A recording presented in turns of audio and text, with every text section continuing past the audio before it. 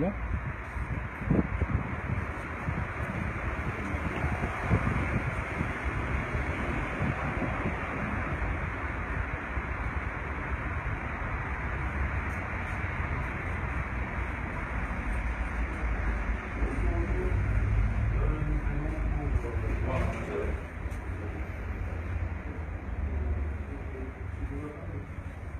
L'agrégation des Congolais.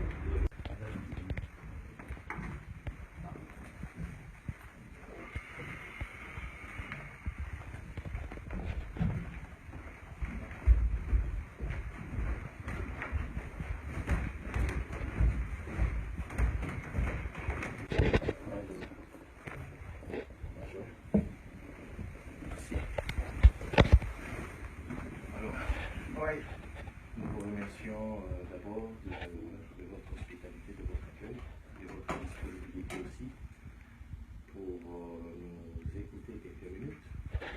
C'est vrai que vous êtes étonnés de voir un groupe de gens débarquer.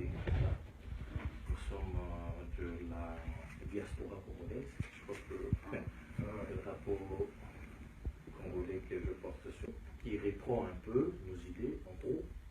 C'est pour ça que nous avons souhaité vous voir, pour vous remettre à ces moments, et que vous puissiez faire parvenir notre message de Congolais, des activistes de la diaspora congolaise ici en Belgique, qui récusent M. Kodjo et qui demandent à ce que les autorités togolaises rapatrient leurs ressortissants. Parce qu'il ne viendra pas cracher sur le combat du Congo qui a fait des millions de victimes. Il y a eu des morts et des morts. Et maintenant, même au moment où je vous parle, il y a des morts. Mais nous combattons de manière pacifique, nous combattons de manière démocratique et nous sommes convaincus que nous arriverons à la victoire démocratique. Et donc, M. Kodjo, il s'est fait que depuis un certain temps, il travaille pour maintenir Kabila. Il n'est pas facilitateur comme on le voulait, comme on le pensait. M. Kodjo, malheureusement, il a un penchant. Je pense que vous suivez l'actualité de la RDC. Il a été récusé par l'opposition. Hein, et lui, c'est maintien par, je ne sais pas, on se demande la question, comment ça se fait une personne qui est désavouée publiquement, récusée par l'opposition, puisse se maintenir. Alors, c'est pour ça, c'est l'objet de notre visite aujourd'hui. Si vous pouvez relayer le message de la diaspora au plus haut niveau pour que M. Kodjo soit rapatrié dans son pays d'origine. Voilà pourquoi nous tenions à venir passer le message auprès des autorités togolaises qui, à notre connaissance, devraient normalement garder de bonnes relations avec l'intéressé, de par ses origines, ses liens.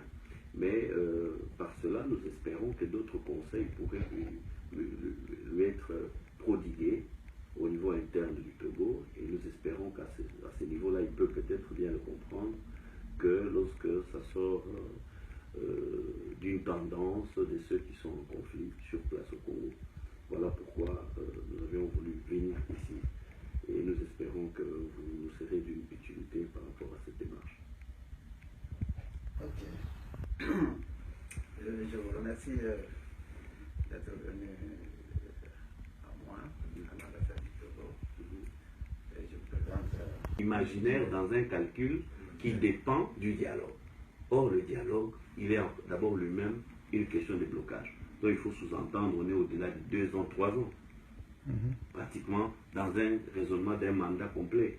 Et M. Kodjo, là-dessus, en tant que facilitateur, quel est le ton qu'il ôte? M. Kodjo sait critiquer ce qui se passe du côté de l'opposition. Il sait critiquer ce que l'opposition lui reproche ou dit. Il ne sait pas dire un mot sur ce que le pouvoir fait. Ça n'est plus de la neutralité. Parce que de la même façon, il vient de faire un communiqué dernièrement, vous êtes au courant de tout. Il vient de féliciter le fait qu'on a libéré quelques prisonniers politiques qui n'étaient pas, entre autres, des vraies exigences de l'opposition. Mais lui, le facilitateur, le même soir, fait son communiqué pour dire « je soutiens, je félicite ». Mais lorsqu'il y a des tueries, le facilitateur doit dire un mot pour dire « voilà, en tant que facilitateur, Ce climat n'est pas un climat qui peut nous permettre le dialogue. J'invite donc par exemple le pouvoir, qui est une des parties, à agir dans le sens d'apaiser la situation. Mais ça, lui, il ne le fait jamais. Tout ce que lui sait faire, c'est applaudir quand le chef d'État fait un petit geste qui ne sont que des effets d'annonce. Et il ne sait pas non plus féliciter parfois l'opposition pour l'esprit de rassemblement. Donc comment on va juger ce positionnement du médiateur? Voilà un peu les quelques signes qui montrent que la facilitation pose problème. Alors le mouvement a été vraiment fait de manière un peu rapide, puisqu'il y a urgence. On voulait réagir aujourd'hui, vu que demain, M. Kodjo a convoqué la commission préparatoire pour le dialogue, sachant que la partie qui est la grande partie, disons la partie qui rassemble... Une des parties influentes. Une des parties influentes les récuse. Lui, il convoque le dialogue pour demain. Et donc c'est ça qui justifie aussi le fait que nous nous présentons un peu urgemment ici au bureau. Et donc les mémos est là. Ok. Et nous vous prions de nous aider à relayer. Non, moi je vais transmettre ça à l'immédiat. Okay. Peuple congolais, diaspora, partout, nous allons, nous venons de rencontrer l'ambassadeur du Togo pour, premièrement, lui signifier de manière urgente qu'il rappelle son ressortissant en RDC au nom de M. Eder. C'est monsieur qui devrait logiquement être à la retraite. C'est illustré dans une facilitation impartiale. Nous lui avons fait savoir que prochainement viendront autrement que la manière dont nous sommes venus aujourd'hui. C'est-à-dire qu'aujourd'hui c'était un dialogue. Nous sommes venus de manière pacifique.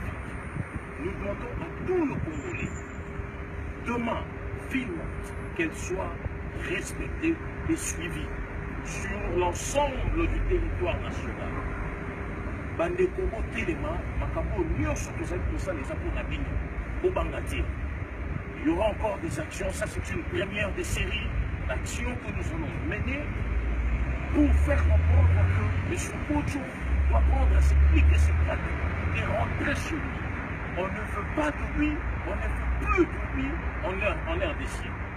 Et nous soutenons les rassemblements, de continuer ce travail, de s'opposer à la violation flagrante et intentionnelle de M. Kabila de la constitution de l'RDC pour